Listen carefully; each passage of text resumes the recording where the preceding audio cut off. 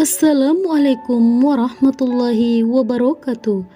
Pemirsa beriman, menunggu detik-detik kelahiran sang buah hati merupakan momen yang sangat mendebarkan, campur baur perasaan antara bahagia, cemas, dan harapan agar bisa melahirkan dengan selamat, menjadikan saat-saat itu begitu mengesankan. Setelah melihat buah hati terlahir dengan selamat, perasaan itu berubah menjadi rasa syukur yang tidak terkira. Namun di sebagian masyarakat, rasa syukur itu diiringi dengan tradisi atau kepercayaan menyimpan tali pusar bayi. Menyimpan tali pusar sudah umum dilakukan oleh para orang tua dengan berbagai alasan.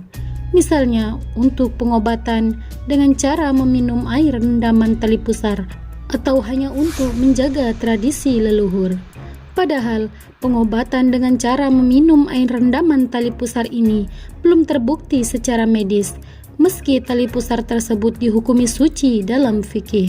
Lantas, bagaimanakah hukumnya menyimpan tali pusar di dalam agama Islam? Lalu, bagaimana cara mengurus tali pusar ini menurut agama Islam? Simak sampai habis ulasan ini agar bertambah khazanah keilmuan kita. Tali pusar adalah jaringan pengikat yang menghubungkan plasenta dan fetus atau janin. Fungsi dari tali pusar ini adalah menjaga stabilitas kelangsungan hidup dan memfasilitasi pertumbuhan embrio. Tali pusar merupakan pusat pembuangan senyawa sisa pengangkutan oksigen, nutrisi, dan faktor pertumbuhan untuk sang janin. Tali pusar juga berfungsi sebagai jalan bagi bayi menjelang akhir kehamilan. Antibodi ini dapat memberikan kekebalan tubuh pada si bayi untuk melindunginya dari infeksi selama sekitar 3 bulan pertama kehidupannya.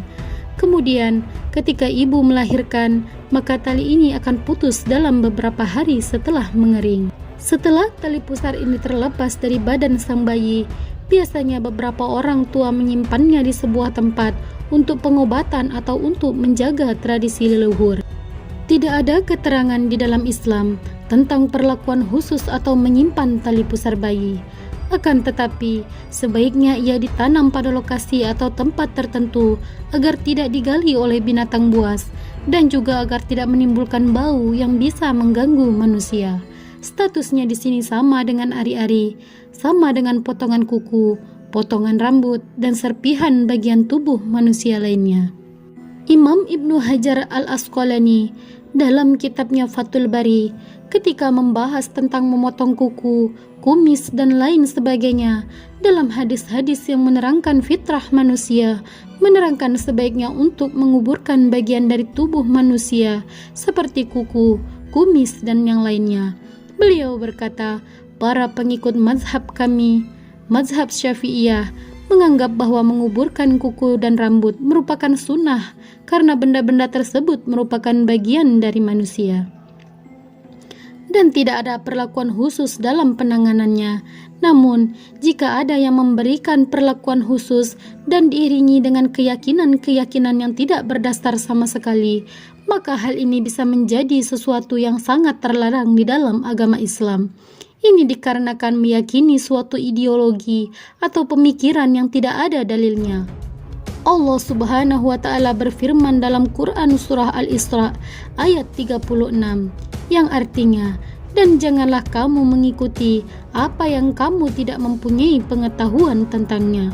Sesungguhnya pendengaran, penglihatan, dan hati semuanya akan diminta pertanggungjawabannya. Dengan demikian, alangkah baiknya jika tali pusar tersebut dikuburkan bukan malah disimpan.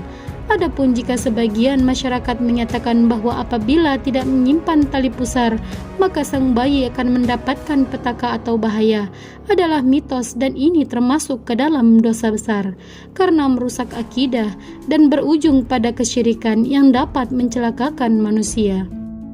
Tali pusar adalah bagian dari tubuh manusia yang dimana tubuh manusia dimuliakan oleh Allah Subhanahu wa Ta'ala seperti dalam Quran Surah Al-Isra ayat 70 yang artinya, sesungguhnya telah kami muliakan anak-anak Adam, kami angkut mereka di daratan dan di lautan, kami beri mereka rezeki dari yang baik-baik dan kami lebihkan mereka dengan kelebihan yang sempurna atas kebanyakan makhluk yang telah kami ciptakan.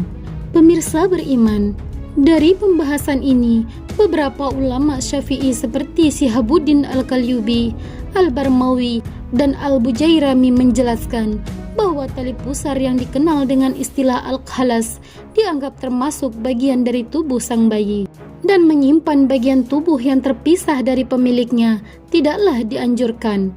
Syekhul Islam Ibnu Hajar Al-Haytami, Zakaria Al-Ansari, dan Imam Nawawi menjelaskan bahwa bagian tubuh yang terpisah dari seseorang yang masih hidup, semisal rambut, kuku, dan bagian yang lainnya, sebaiknya dipendam atau dikuburkan dalam rangka memuliakan pemiliknya, sebagaimana manusia yang akan dikuburkan setelah ia meninggal dunia.